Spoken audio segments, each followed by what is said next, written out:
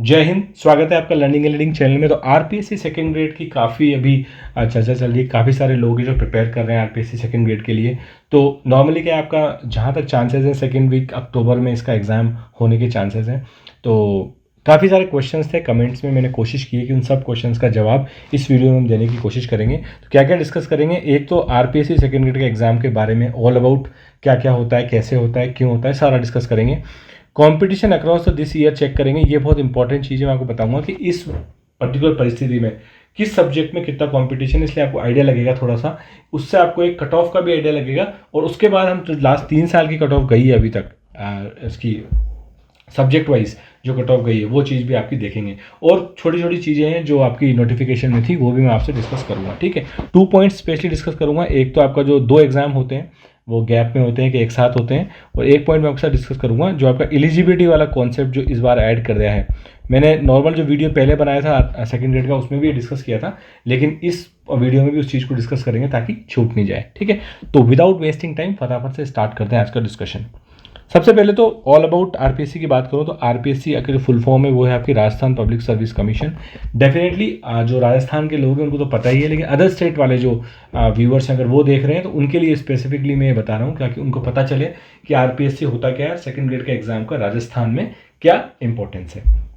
तो आपका जो आरपीएससी है जो आपका आरएस वगैरह का एग्जाम कराता है वही आपका सेकंड ग्रेड का एग्जाम भी करवाता है। ठीक है, नॉर्मली आपका जो एग्जाम है वो आरपीएससी ऑर्गेनाइज कराता है। स्टेट लेवल का एग्जाम होता है, लेकिन अदर स्टेट वाले एग्जाम दे सकते हैं बशर्ते ओनली आपको जो रिजर्वेशन का फ़ायदा है वो नहीं मिलता है, आप जनरल कैटेगरी में ही compete करते हो। ठीक है, फ्रीक्वेंसी एनुअली लगभग है, लेकिन नॉर्मली 1-2 साल 2-3 साल में होता है एग्ज़ाम।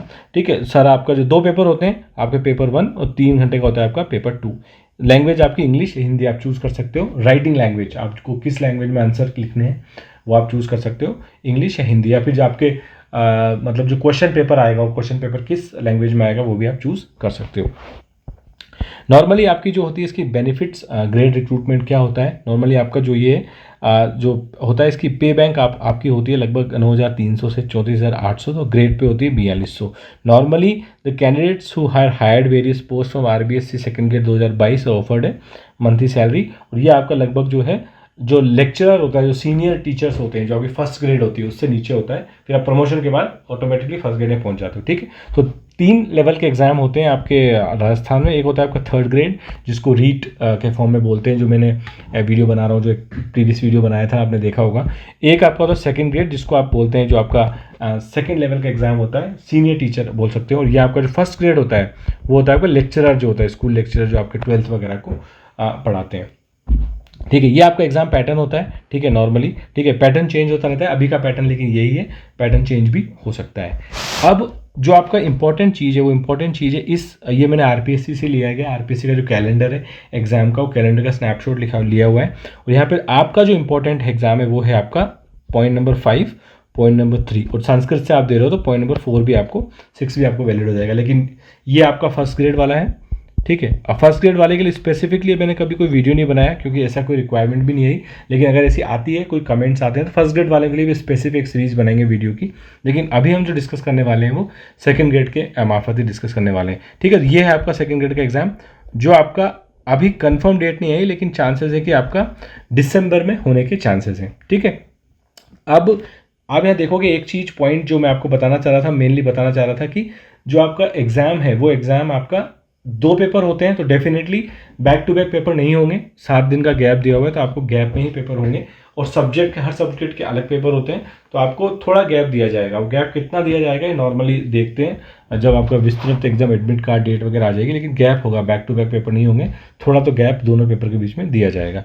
ठीक है, एक जो अब इंपॉर्टेंट मैं आपके साथ डिस्कस करना चाह रहा था वो बेस्ड ऑन द एक सर्वे है, सोशल मीडिया पे सर्वे करवाया गया था एक चैनल द्वारा, उसी चैनल का डेटा मैं यहाँ पे यूज़ कर रहा हूँ। लेकिन इंपॉर्टेंट बात है जो मैं आपको समझाने की कोशिश कर रहा हूँ वो यहाँ पे ये है कि कंपटीशन कैसा है अक्रॉस द जो सेकंड ग्रेड के जो काफ़ी सारे जो स्टूडेंट्स हैं जिन्होंने फॉर्म भरा है, किस सब्जेक्ट के लिए कितना कंपटीशन है, ये पार्ट मैं आपके साथ यहाँ पे डिस्कस करने वाला हूँ। ठीक है, तो अगर आप बात करो कि 3 टाइप के एग्ज़ाम है इस सत्र में होने वाले हैं। जो टीचिंग की जो आपकी प्रोफेशन है, टीचिंग का जो आपका ड्रीम है, उस ड्रीम को पूरा करने के लिए 3 टाइप के एग्ज़ाम आपके होने वाले हैं। एक आपका आरपीएससी का फर्स्ट ग्रेड होने वाला है, एक आपका सेकंड ग्रेड और एक आपका थर्ड ग्रेड का मेन एग्ज़ाम होने वाला है। और यहाँ मैं अज्यूम कर रहा हूँ कि जो लोग क्वालिफाई कर गए हैं री 2022 के लिए एलिजिबिलिटी के लिए, वही थर्ड ग्रेड का मेन एग्जाम दे पाएंगे, नहीं तो उनको सेकंड ग्रेड फर्स्ट ग्रेड का दे सकते हैं अगर वो एलिजिबल हैं तो 21% जो लोग हैं वो आपका फर्स्ट ग्रेड का एग्जाम दे रहे हैं और 28% सेकंड ग्रेड का एग्जाम दे रहे हैं और 47% जो है आपका थर्ड ग्रेड का मेन एग्जाम दे रहे हैं। और ये नॉर्मली बनता भी है क्योंकि इस बार जो है आपका लास्ट ईयर का कैंसिल हो गया था, तो जो लास्ट ईयर वाली सीट्स हैं उनको बढ़ा के ज़्यादा सीट्स हैं जो है इस बार अवेलेबल है, वैकेंसी बहुत ज़्यादा है, तो ज़्यादातर स्टूडेंट्स चाह रहे हैं कि इसी बार जो है थर्ड ग्रेड को टारगेट कर रहे हैं, इसलिए ज़्यादा स्टूडेंट्स प्रिपरेशन कर रहे हैं वो थर्ड ग्रेड की कर रहे हैं। लेकिन क्योंकि एग्ज़ाम आसपास ही होने वाला है और अब जीके भी इन्वॉल्व हो गई है मेन एग्ज़ाम में, तो अगर आप हो एलिजिबल, आप जैसे आपका मास्टर्स है तो आप फर्स्ट ग्रेड भी कर सकते हो, या आपके सेकंड ग्रेड का जो नोटिफिकेशन है उसके हिसाब से भी एलिजिबल हो, तो आप एग्जाम तो आपको तीनों ही लिखने चाहिए, उसमें कोई शक नहीं। लेकिन यस, एक एग्जाम आप टारगेट करो कोई सा भी, और उस एग्जाम पे आपको ज़्यादा फोकस करना है। और अगर आप, मेरे हिसाब से अगर आप साइकोलॉजी वगैरह में सब्जेक्ट में आपको उतनी अच्छी पकड़ नहीं है अगर, तो फिर आप कॉन्सेंट्रेट करो थर्ड ग्रेड पे, और उसके बाद जॉब लेके आप जॉब के साथ सेकंड ग्रेड की तैयारी भी कर सकते हो। ठीक है, तो ये सर्वे आपके साथ है, इससे आपको आइडिया लगेगा क्या कि कितने स्टूडेंट्स हैं जो आपके साथ कॉम्पीट कर रहे हैं उस पर्टिकुलर एग्जाम में। जैसे आप देखो फर्स्ट ग्रेड का एग्जाम बहुत कम स्टूडेंट दे रहे हैं, वैसे ही 9,500 लोगों का ही वोटिंग शेयर है, लेकिन इससे आपको एक आइडिया लग जाएगा कहीं ना कहीं कि इसी परसेंटेज को मैं देखूँ तो 1 लाख में से लगभग 21,000 लोग हैं जो इंटरेस्टेड है किसमें, फर्स्ट ग्रेड में, बाकी जो है वो सेकंड और थर्ड ग्रेड में इंटरेस्टेड है। अब बात करता हूँ मैं आपको भर्ती की। भर्ती आपको ये है मेनली सेकंड ग्रेड की आपकी जो कितने विषयों पे क्या क्या भर्ती निकली थी, ये आपको मैंने पहले भी शेयर कर दिया था, और ये आपको पता ही होगा कि जो है अंग्रेजी में आपके 1668 पद हैं, गणित में आपके 1613 पद हैं। लेकिन मैं यहाँ पे फिर से क्यों डिस्कस कर रहा हूँ, मेनली वो इसलिए कर रहा हूँ क्योंकि मेरे पास एक डेटा और है जो डेटा आपको बताता है कि कितने फॉर्म भरे गए हैं उस पर्टिकुलर वैकेंसी के लिए। जैसे कि मैं आपकी बात करूं सामाजिक विज्ञान, सामाजिक विज्ञान सब्जेक्ट के लिए 4,32,395 फॉर्म भरे हैं, यानी कि 1640 तो पदों की संख्या है, लेकिन फॉर्म कितने सारे भरे हैं, 4,32,395 फॉर्म भरे हैं। यानी कि कंपटीशन जो है एक पद के लिए 264 बच्चे कॉम्पीट कर रहे हैं। यहाँ से निकल के आता है ना कि फियर्स कंपटीशन है डेफिनेटली, क्योंकि एक पद के लिए 264 लोग तैयारी कर रहे हैं, उसमें से मैं मान के चलता हूँ कि 200 लोग अगर सीरियस भी हैं तो बहुत ज़्यादा टफ कंपटीशन हो जाएगा। ठीक है, हाफ भी अगर सीरियस हैं तो एक पद के लिए सोचो आप कितने, लगभग 132 के आसपास स्टूडेंट हैं जो तैयारी कर रहे हैं। तो ये बहुत एक फियर्स कंपटीशन है जो आपको ध्यान में रखना है सब्जेक्ट वाइज।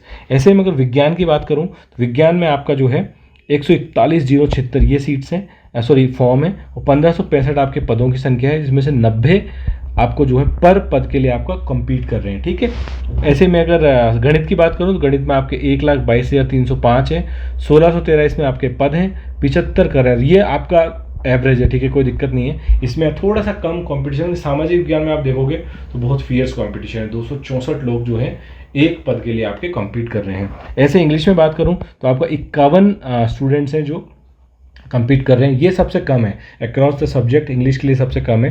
फॉर्म भी बहुत कम आए, उसका कारण भी लाजमी है क्योंकि नॉर्मली क्या होता है, इंग्लिश का पेपर टफ होता है और इंग्लिश सब्जेक्ट बहुत कम लोगों के पास भी होता है। नॉर्मली साइंस में होते हैं, या तो बीएससी की होती है या फिर आपकी नॉर्मली बीए पॉलिटिकल साइंस वगैरह में की होती है। तो नॉर्मली सामाजिक विज्ञान जो होता है वो बहुत ज़्यादा लोग इंटरेस्टेड भी होते हैं, और जो डिग्री होल्डर्स भी सबसे ज़्यादा इसी कैटेगरी में होते हैं। डेफिनेटली आप देखोगे कि जो फॉर्म भी है सबसे ज़्यादा इसी में भरे गए हैं, इसीलिए कॉम्पिटिशन बहुत ज़्यादा है। हिंदी में भी वही चीज़ होती है, 3 लाख फॉर्म भरे गए हैं, लेकिन सीट भी कम है, इसलिए यहाँ पे कंपटीशन और ज़्यादा हो गया है, 232। संस्कृत में आपका 1800 सीट्स हैं और आपकी 69 जो है कंपटीशन होगा एक पद के लिए, 69 लोग जो क्या करेंगे, कंपीट करेंगे। ठीक है, अब बात आती है आपकी कि इससे आपको फ़ायदा क्या मिलने वाला है। इससे आपको फ़ायदा ही मिलने वाला है कि सब्जेक्ट तो आपने चूज़ कर ही लिया होगा, क्योंकि फॉर्म भरते हो कि सब्जेक्ट चूज़ करना होता है तो चूज़ कर ही लिया होगा, लेकिन आपको एक कंपटीशन मिलेगा कि अगर आप सामाजिक विज्ञान में हो तो आपको ध्यान रखना है कि आपको अपनी थोड़ी सी जो स्पीड है या एक्यूरेसी वो और बढ़ानी पड़ेगी, क्योंकि कंपटीशन क्या है, फियर्स है। जहाँ तक कि अगर मैं इंग्लिश की बात करूँ तो इंग्लिश में चांसेस हैं कि अगर आप थोड़े से भी अच्छे हो तो आप क्या है कि 51 लोग हैं, 51 में से मैं हमेशा मान के चलता हूँ कि 50% ही सीरियस होते हैं, तो 25 लोग हैं जिनसे आपको कम्पीट करना है, और चांसेस है कि 25 में से अगर एक पद के लिए आपका चांस बन सकता है। यानी कि कट ऑफ जो है वो क्या होती है, थोड़ी सी वेरी कर जाती है, मतलब कट ऑफ कम जाती है और वेरिएशन बहुत ज़्यादा होता है। लेकिन जब बहुत ज़्यादा स्टूडेंट्स एलिजिबल होते हैं या कॉम्पीट करते हैं तो कट ऑफ ऑटोमेटिकली बढ़ जाती है। ठीक है, सब्जेक्ट वाइज कट ऑफ में डिस्कस करूंगा लास्ट 3 ईयर्स के हिसाब से, और ये जो डेटा मैं शेयर कर रहा हूँ आपके साथ, इस डेटा को भी उसमें इंक्लूड करेंगे, और सब्जेक्ट वाइज कट ऑफ भी मैं आपके साथ डिस्कस करूंगा। ठीक है, ऐसे ही आपको, अगर आप गणित में दे रहे हो तो आपको ध्यान रखना है कि 75 लोग कम्पीट कर रहे हो, स्पेशली इसमें जो रेड एरिया है वो है आपका सामाजिक विज्ञान और इनके लिए, क्योंकि इनमें नॉर्मली क्या है कि इतने लोग होते नहीं है, पर इस बार जो है आपके बहुत ज़्यादा फॉर्म आए और नॉर्मली इसके फॉर्म आते ही ज़्यादा है। सीट्स भी क्योंकि लिमिटेड है इसलिए आपकी जो है पर पद के लिए, एक पद के लिए आपका कंपटीशन बहुत इसमें बढ़ गया है। तो ये आपको ध्यान रखना है, ये रेड फ्लैग है आपको कि इन दोनों में अगर आपने एग्जाम भरा है अपना तो अपनी पढ़ाई को थोड़ा सा और आपको स्ट्रिंजेंट करना पड़ेगा, ताकि आप उन स्टूडेंट से भी आगे निकल सको जो आपके थोड़े से सीरियस स्टूडेंट्स वाली श्रेणी में आते हुए आप आगे निकल सको। ठीक है, ये बात होगी आपकी इस डेटा की। इस डेटा को आप ध्यान रखना, चाहो तो स्नैपशॉट ले सकते हो और आप अपने ऊपर चिपका सकते हो तो आपको पता पड़े कि आप किस फियर्स कंपटीशन से गुजरने वाले हो, स्पेशली सेकंड ग्रेड में। ठीक है, अब बात करते हैं कट ऑफ की। देखो कट ऑफ मैंने आपके साथ वैसे वीडियो बनाया था जिसमें सारे सब्जेक्ट की कट ऑफ भी आपके साथ शेयर की थी, लेकिन अब हम क्या है सब्जेक्ट बाय सब्जेक्ट करेंगे, क्योंकि अब ये डेटा हमको मिल गया है। इस डेटा का भी यूज़ करेंगे कट ऑफ में, क्योंकि इससे अब हमें पता चलेगा कि क्योंकि एक पद के लिए कंपटीशन ज़्यादा है तो मार्क्स एवरेज जो निकाले थे हमने उससे भी थोड़ा सा वेरिएशन आएगा इस डेटा की वजह से। ठीक है, तो अब मैं आपका यहाँ पे चलता हूँ, हम डिस्कस करेंगे सामाजिक विज्ञान का है। सामाजिक विज्ञान आपकी पहली रो है, पहली, उसके बाद हर वीडियो में एक वीडियो में ये सारे भी डिस्कस करते चले जाएंगे। इसमें डिस्कस करेंगे केवल सामाजिक विज्ञान का। ठीक है, अब सामाजिक विज्ञान का मैं आपके साथ शेयर करूं तो लास्ट ईयर की जो आपकी कट ऑफ गई थी वो गई थी जनरल की। ठीक है, मैं यहाँ जनरल की बात कर रहा हूँ, डेफिनेटली अदर कैटेगरी की जो कट ऑफ होगी, अदर कैटेगरी का जो स्कोर होगा वो उसी रेशियो में वेरी कर जाएगा। ठीक है, तो आपकी कितनी गई थी जनरल की? 281 गई थी 2018 में। 2016 में 324 आपकी मार्क्स कट ऑफ गई थी। और ये मैं क्या बता रहा हूँ, ये मैं आपकी बता रहा हूँ दोनों मिला के। ठीक है, दोनों मिला के, यानी कि फर्स्ट पेपर और सेकंड पेपर मिला के जो हमने यहाँ पे डिस्कस किया था, आपका जो सेकंड पेपर और फर्स्ट पेपर मिला के कितने का होता है? 200 का आपका ये होता है और 300 का आपका ये होता है। तो 500 में से कट ऑफ बता रहा हूँ मैं आपको ये। ठीक है, और एक चीज़ मैं आपके साथ यहाँ पे और बता देता हूँ जो मैंने आपको प्रीवियस वीडियो में डिस्कस की है। नॉर्मली आपका पेपर 1 जो है वो है 200 नंबर का, ज़रा सा आउट ऑफ टॉपिक जा रहे हैं लेकिन उसको भी शेयर डिस्कस कर ही लेते हैं। ठीक है, 200 नंबर का ये होता है, 300 नंबर का ये होता है। ठीक है, सॉरी 300 नंबर का ये होता है।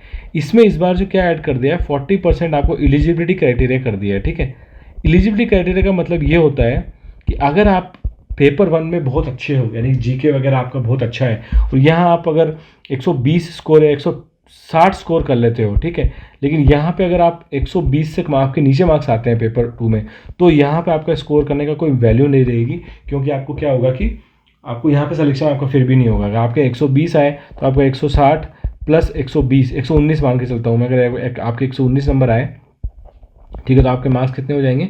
279 मार्क्स। 279 अगर कट ऑफ भी गई तो भी आपके यहाँ पे सिलेक्शन नहीं होंगे, क्योंकि आपके यहाँ पे 40% जो एलिजिबिलिटी क्राइटेरिया है वो पास नहीं हो पाया। ठीक है, ढंग से अगर मैं आपको समझाऊँ, एक सिंपल सा केस ले लेता हूँ मैं आपको।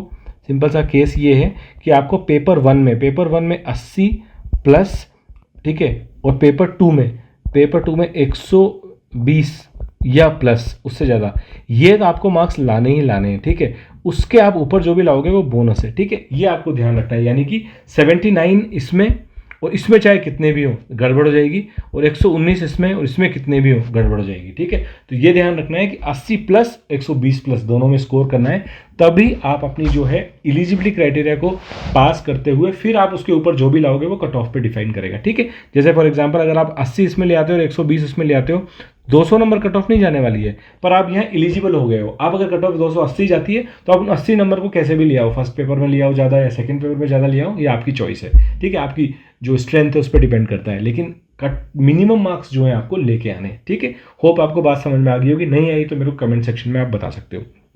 अब आ जाते हैं बैक टू हमारी कट ऑफ वाली पार्ट पे। 2018 की 281 और 2016 की 324 और आपकी 341 मार्क गई थी 2013 की। ठीक है, ये है 2013 की कट ऑफ। अगर इन तीनों का मैं एवरेज निकालूं, 341, 324, 281, तो इनका एवरेज निकल के आता है 315.33।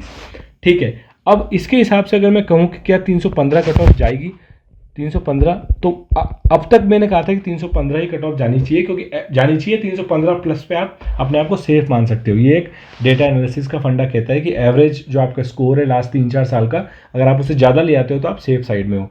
लेकिन इस वाले डेटा को भी अगर इंक्लूड किया जाए यहाँ पे, क्योंकि 264 लोग आपका कंपीट कर रहे हैं, तो उसके हिसाब से देखा जाए तो इसमें कट ऑफ में आपका, इसमें आप 10 मार्क्स और जोड़ दो इजीली, तो आपकी जो अब कट ऑफ सेफ स्कोर आ जाएगा वो कितना आ जाएगा? 325 मार्क्स आ जाएगा। ठीक है, अब ये लेटेस्ट आपकी जो कट ऑफ है वो कितनी हो गई है? 325 मार्क्स हो गई है, यानी कि अब आपको मिनिमम 325 मार्क्स तो लाने ही लाने हैं, 2022 में सेकंड ग्रेड में, अगर आप चाहते हो कि अपने आप को सेव करें। और ये कितने में से? 500 में से, ठीक है। और वो जो क्राइटेरिया है सेफ स्कोर एलिजिबिलिटी वाला 40%, वो तो आपको कंप्लीट करना ही है, लेकिन 325 मार्क्स आपको 500 में से लेके आने हैं। ये चीज़ आपको ध्यान रखनी है विशेष तौर पे, जहाँ तक कि सामाजिक विज्ञान की बात है, ठीक है। अगर और किस सब्जेक्ट की बात है तो वो मैं जब सब्जेक्ट आएगा डिस्कस करेंगे। स्पेशली हिंदी की इसके बाद डिस्कस करूँगा, कि हिंदी में भी जो है प्रॉब्लम है। बाकी इनमें ज़्यादा दिक्कत नहीं है, इनका आप शायद एक ही वीडियो बना दूंगा मैं, उसमें काम हो जाएगा। लेकिन हिंदी और सामाजिक विज्ञान का मैं अलग से वीडियो बनाना चाह रहा था आपके लिए, क्योंकि जो नया डेटा आया है इससे भी आपका सेफ स्कोर पे फर्क पड़ेगा। और आपको अब अपनी तैयारी में ध्यान रखना है, 325 टारगेट करना है। अब इस 325 नंबर को आप कैसे डिस्ट्रीब्यूट करते हो ये आपकी चॉइस है। आप इसको पेपर 1 में मैक्सिमम रखते हो या पेपर 2 में मैक्सिमम रखते हो। ओनली कंप्लीट आपको ध्यान ये रखना है कि 40% आपको प्लस रखना है, ठीक है। 325 को आप कैसे भी डिवाइड करो, आपकी चॉइस है। तो आपको ये देखना है कि पेपर 1 में और पेपर 2 में 40% मार्क्स मुझे लाने ही लाने हैं। उसके बाद ऊपर जो भी लाऊं मैं कट ऑफ को पार करने के लिए, वो मेरे लिए बोनस है, ठीक है। होप आपको ये बात समझ में आएगी होगी। काफ़ी मैंने जो है डेटा आपके लिए इकट्ठा करके मैंने वीडियो बनाया है, और होप आपको लाइक डेफिनेटली हुआ होगा। हुआ हो तो मेरे लिए एक लाइक ज़रूर करना सिंबल के तौर पे। और इसके अलावा आपको कोई डाउट है और कोई परेशानी है तो मुझे जो है कमेंट सेक्शन में बताना। मुझे जहाँ तक लगता है सारी जो डाउट्स थे जो अब तक मुझे मिले थे कमेंट सेक्शन में, मैंने इसमें कवर कर लिए हैं। फिर भी कभी छूट जाता है तो जब हम नेक्स्ट वीडियो सब्जेक्ट का बनाएंगे कट ऑफ का, और भी जो लेटेस्ट इन्फॉर्मेशन आएगी मेरे पास उसको भी मैं इंक्लूड करूँगा, और साथ साथ आपके डाउट्स को भी उसी वीडियो में इंक्लूड कर लिया जाएगा, ठीक है। तो इस वीडियो में फिलहाल इतना ही, मिलेंगे नेक्स्ट वीडियो में। धन्यवाद, जय हिंद।